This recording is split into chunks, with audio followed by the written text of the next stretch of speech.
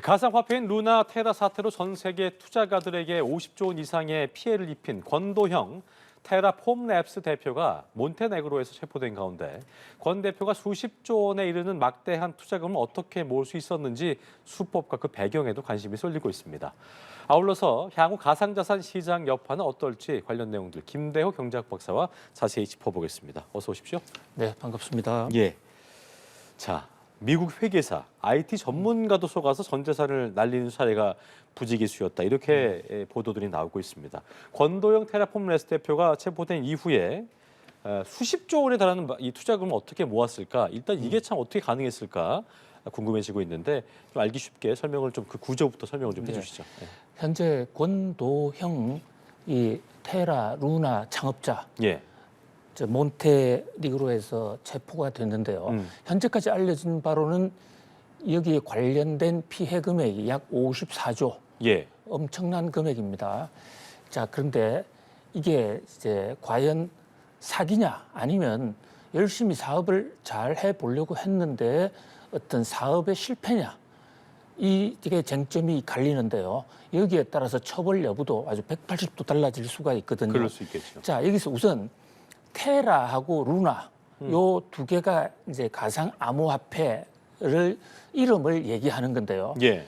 우선 이 테라라는 것은 지구를 테라라고 그럽니다.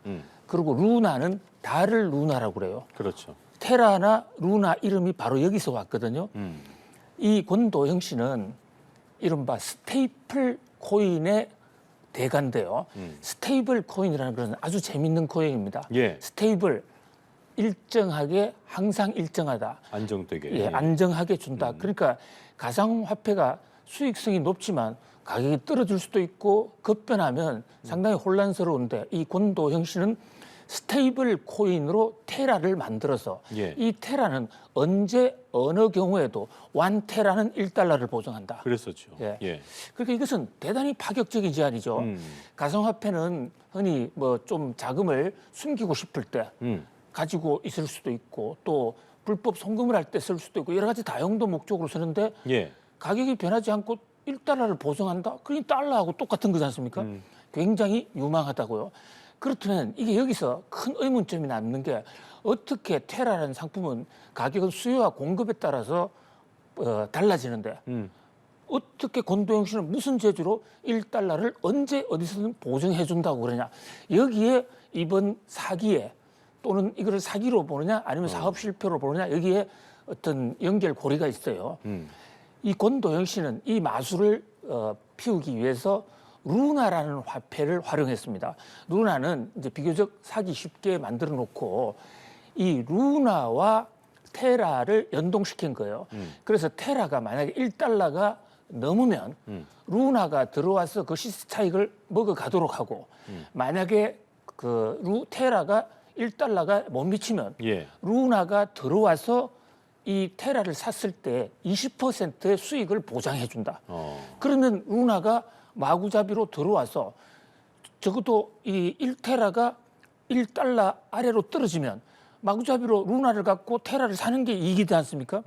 자, 그것은 바로 앵크 프로토콜이라는 이런 시스템을 이용해서 20%까지 보장을 해 줬는데요. 예. 이게 몇 년간 작동을 잘 했습니다. 그래서 정말로 신의 한 수다. 맞아요. 아주 멋있는 상품이다. 이건 손해가 안 나는 상품이다. 그래서 네. 많은 전문가들도 투자를 했었어요. 예. 작년 5월 달 드디어 문제가 터졌습니다. 계속된 미국의 금리 인상으로 시중에 자금이 마르고 또 자금 경색이 오는 상황에서 가상화폐 가격이 많이 떨어지고 있었거든요. 예. 그러다 보니까 루나도 떨어지고 루나로 테라를 사면 그 20%를 보증을 해주려면 예. 20% 돈이 영원히 어떤 돈이 나올 수 있는 샘물이 있는 건 아니지 않습니까? 보통은 그렇게 20% 조건을 내걸어서 루나가 테라를 사주면 테라 가격이 올라가요. 그런데 금융 환경이 아주 안 좋은 상태에서는 안 올라가고 오히려 떨어지니까 루나를 더 갖다 바쳐야 되고 더 갖다 바치면 그 과정에서 권도영 씨가 물어줘야 될 돈은 더 커지고 그렇죠. 그러니까 테라 가격이 자꾸 떨어지니까 겁이 나니까 권도영 씨가 비트코인 갖고 있는 비트코인을 갖고 집중적으로 이 테라를 사서 가격을 보존합니다. 예. 그런데 그게 이제 금융시장에 포착이 된 거예요. 어. 그래서 권도영 씨가 비트코인을 팔아서 이것을 테라로 살 정도면 이미 테라가 스테이플 코인으로 1달러를 완벽하게 보증해준다는 이 고리가 무너진 거 아니냐. 그러면서 이제 와그르르 매도가 일어나고 그랬군요. 막상 매도가 일어나니까 그때 매도가 일어나면 루나가 테라를 더 사야 되는 시스템이 작동을 해야 되는데 루나 가치가 제로가 돼버렸어요. 이런 어떤 최악의 상황을 맞게 되니까 이제 잠적을 해버린 이런 사건이죠. 이게 약 한 10개월 만에, 8개월 만에 그렇죠. 유고 옛날에 그 발칸반도에 있는 유고 예전 유고슬라비아였죠. 예, 거기가, 이곳 그렇죠? 그쪽에서 예. 여권 위조 혐의로 체포가 됐습니다. 예. 아까 말씀하신 것처럼 사업으로 볼 것이냐, 사기로 볼 것이냐 이거에 대한 이제 논쟁이 벌어지고 있는 상황인 건데 일단은 몬테네그로에서 붙잡힌 이 권 대표의 송환을 둘러싸고 현재 4개 나라, 한국, 미국, 싱가포르까지 가세해서 4개 나라가 경쟁을 벌이고 있는 상황인데요. 가상자산 업계가 이제 권 대표의 이번 법적 처벌 여부에 대해서 굉장히 촉각을 곤두세우고 있는 예. 것이 이게 보니까 테라루나가 증권성으로 판단이 되면 예. 예, 상품이 아니라 예. 증권성으로 판단이 되면 이게 다른 가상화폐들도 역시나 좀 나락으로 갈 수 있는 그런 굉장히 중요한 그 상황에 놓였다라고 보고 있더라고요. 이 부분을 좀 설명해 주시죠. 굉장히 중요한 지적을 예. 해주셨는데요. 자, 가상자산이라는 흔히 암호화폐라고도 부르고 가상화폐라고 부르는데 이것을 증권으로 볼 것이냐 일반 상품으로 볼 것이냐 예. 여기에 따라서 완전히 처벌 양이 달라지고요. 그뿐만이 아니라 지금 권도영 씨 문제가 아니라 남아있는 많은 가상자산에도 예. 직격탄을 주게 됩니다. 예. 자, 지금 일반 상품으로 보게 되면요. 제가 예를 들어서 집에 멋있는 그림을 갖고 있어요. 이것을 앵커님한테 판다. 이럴 때 시장에서 제가 5원에 샀다 하더라도 500억 원에 팔면 이거 사기일까요? 아닐까요? 그거는 다른 규제는 없겠죠, 그건요. 그 그렇죠? 상품이면 예, 상품이니까. 자기가 가격을 마음대로 정하는 겁니다. 금이라든지 뭐 이런. 자, 그런데 증권으로 정하게 되면요. 증권은 자본시장법에 예. 그 가격을 사전에 공시해야 되고 자기가 얼마에 사왔고 예. 여기에 어떤 변수가 있고 이런 것을 쭉 공개를 해야 됩니다. 예. 그런데 우리나라 지금 가상화폐 대부분 암호화폐들은 발행하는 사람들은 우리는 상품이다. 이것이 무슨 증권이냐. 그래서 우리는 규제도 안 받겠다. 그래서 상품으로 하다 보니까 그런 공시 절차나 이런 거 전혀 거치지 않았다고요. 예. 근데 이번에 이제 권도형 씨가 발행한 테라와 루나의 경우에 일단 부도가 났으니까 수사를 들어가는 거지만 그 수사 과정에서 이게 정권적 속성을 많이 가졌다 해서 예. 검찰이 정권으로 보고 기소를 하고 그것이 만약에 법원이 받아준다면 나머지 가상화폐도 상당한 타격을 받을 것이 우려됩니다. 예. 특히 리플이라는 가상화폐가 있어요.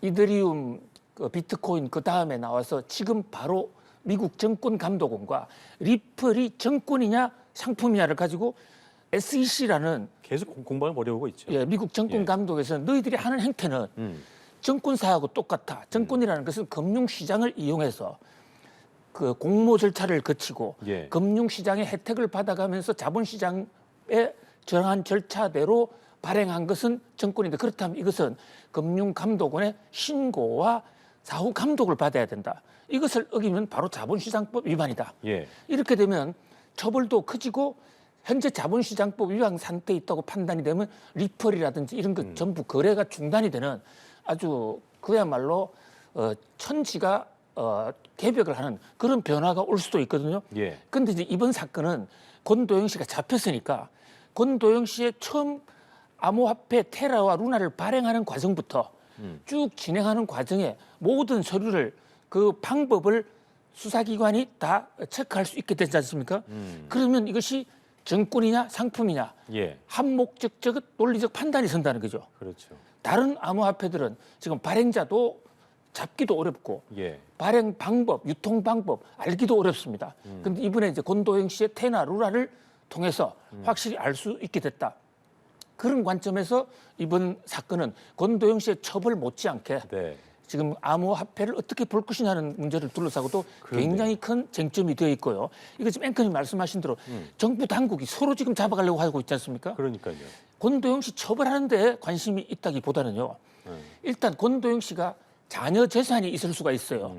그러니까 어느 검찰이 잡느냐에 따라서 손해금을 좀 회수하는 정부가 달라질 거고요. 그밖에 이 바로 권도영 씨 입장에서는 내가 이 가상화폐 발행하는 과정에서 사기를 치지 않았다. 단순한 사업 실패다. 우리 형사소송법에 기망의 의사가 없이 단순하게 사업 잘해보려고 했으면 이 사기죄로는 처벌할 수가 없어요. 그렇죠. 그 미국도 마찬가지입니다. 그럼 그것을 자기가 입증하기 위해서는 모든 자료를 다 내놔야 되거든요. 사기가 아니었고 예. 사업으로 접근한 것이다라는 예, 것을. 그렇다면 상품이 아니냐 이것을 판단할 수 있는 중대한 계기가 될 수 있다. 일단 아까 말씀하신 미국 증권거래위원회가 지난달에는 이게 투자자들이 공동의 사업체에 투자이익을 얻을 수 있는 기대로 투자한 점을 근거로 해서 이 자본시장 테라 또 루나를 위반입니다. 예. 무등록 증권을 판단을 예. 했는데 일단 이걸로 기소를 한 건데 예. 법원이 어떻게 판단할지 아까 얘기하신 것처럼 권 씨가 이게 사기가 아니었다 예. 사업으로 접근한 것에 대한 증명을 잘 하게 되면 예. 그 부분은 일단 법원에서 판단할 수 있는 부분이 되겠네요. 그렇습니다. 지켜봐야겠네요. 굉장히 중대한 그러니까요. 하나의 그 판례가 형성될 것으로 보입니다. 알겠습니다. 지켜보도록 하고요. 자, 이게 피해가 좀 크잖아요. 예. 50조 원 이상이기 때문에 20만 명에 달하는 피해자가 발생했다고 예. 추정이 되고 있는데 사실 이런 거는 이게 피해 보상이라는 게 좀 요원하잖아요. 어떻게 좀 예상을 해야 될까요? 이 부분은요. 그 가상화폐 예금자 보호법 적용 안 됩니다. 안 되잖아요. 예. 한 푼도 회수하지 못할 가능성이 매우 높습니다. 아, 그렇군요. 그런데 이것을 만약에 사기로 입증을 하면 예. 사기로 입증을 했을 때 권도영 씨의 재산이 있다. 예. 이럴 경우에 추심할 수는 있어요. 추심할 수 있다 그걸. 그런데 지금 권도영 씨 재산이 과연 있을까? 그러니까 남아있는 자녀 재산이. 54조인데 그렇죠. 예. 네. 자산이 있어도 피해 금액이 54조인데 그 대부분은 손실을 볼 가능성이 높고요. 또 이게 사기의 인과관계가 입증이 안 되면 예. 서로 남은 재산이 있더라도 내가 열심히 사업 올려다 보니까 안 됐다. 예. 이러면 민사상 문제로 이제 다시 손해배상 청구 소송으로 들어가야지 예. 형법에 의한 어떤 자금 환수는 상당히 어렵기 때문에 어렵다. 가상화폐가 나온 지 지금 한 20여 년 돼 갑니다만은 이렇게 가상화폐 피해와 관련해서 손실을 받은 전례는 뭐 거의 없다 해도 과언이 아닙니다. 알겠습니다. 사태 추이를 좀 지켜보도록 하겠고요. 주제를 좀 바꿔보겠습니다. 자, 뭐 언젠가부터 계속 이제 물가가 천정부조 치솟다 보니까 장바구니 물가도 너무 비싸지고 네. 뭐 언제 이 물가 잡힐까 많은 분들의 참 관심사이고 바람일 텐데 일단 외식도 그렇고 가공식품도 그렇고 먹거리 값이 계속 오르고 있어서 근심은 뭐 줄어들긴커녕 더 커질 전망인데요. 물가 상승이 좀 뭐 둔화될 거다 이런 기대감도 있었는데 왜 이렇게 체감 물가는 계속 높아지는 겁니까? 그렇습니다. 이 물가라는 게 한 번 오르기 시작하면 참 잡기가 어렵습니다. 예. 그래서 조기에 진화해야 된다. 이게 경제학자들의 한결된 의견인데요. 왜 잡기가 어렵냐면요.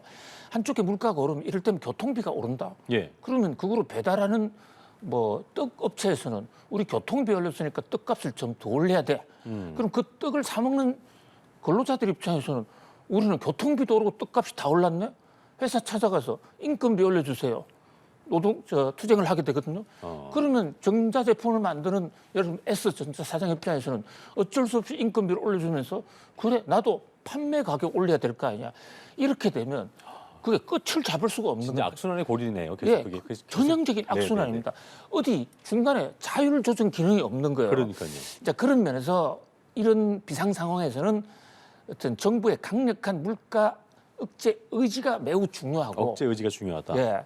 그리고 또 각 기업들 입장에서도 좀 스스로 고통을 분담하는 노력이 있어야 되는데 사실 경제 주체들은 아담 스미스가 이미 그의 국부론에서 얘기했지만 우리가 저녁에 푸주간에 고기 하나 먹을 수 있는 것은 그 사람의 양심이 아니고 그 사람의 이기심 때문에 자본주의가 돌아간다라고 슬퍼하지 않았습니까? 그렇죠. 그러면 이기심으로 움직이는 기업한테 물가를 낮춰달라라고 얘기하기는 그렇게 쉽지가 않아요. 이제 이런 대목에서 정부가 할 수 있는 방법은 확실한 정책 의지를 밝히면서 동시에 그 원가가 어떻게 되는지 뭐 원가 공개 제도라든지 원가 공개 제도. 예. 그리고 또 그 가격을 많이 올리는 업체가 있다 그러면 그게 혹시 독점이 있는지 그래서 더 싸게 만들 수 있는 업체를 지원하든지 이런 어떤 원격적인 조처도 필요하거든요. 예. 그런데 지금 가격만 놓고 보면요. 지금 식품 가격이 우리나라 지금 물가 상승의 1등 공신입니다. 그런데 식품 가격 원가를 제가 여러 가지 모델로 조사를 해봤어요. 우크라이나 전쟁 때 초기에 저 밀가루 가격, 뭐 참기름 가격 다 올랐습니다. 근데 그게 거의 원점으로 돌아갔어요, 지금요. 그리고 국제 유가도 그때보다 더 하락했습니다. 예. 그런데 그냥 심리적으로 원자재 올렸다. 이렇게 혹시 주장하는 것은 아닌지 이거 따져봐야 된다는 것이죠. 그렇군요. 작년에요, 우리나라 식품업체들 배당잔치, 은행만 배당 파티를 한 게 아닙니다. 식품회사들 배당잔치, 그다음에 식품회사들 임원들에 대한 급여 그렇게 하고도 가장 먼저 이 라면 값을 올린 회사가 농심인데요. 농심 해마다 올렸거든요.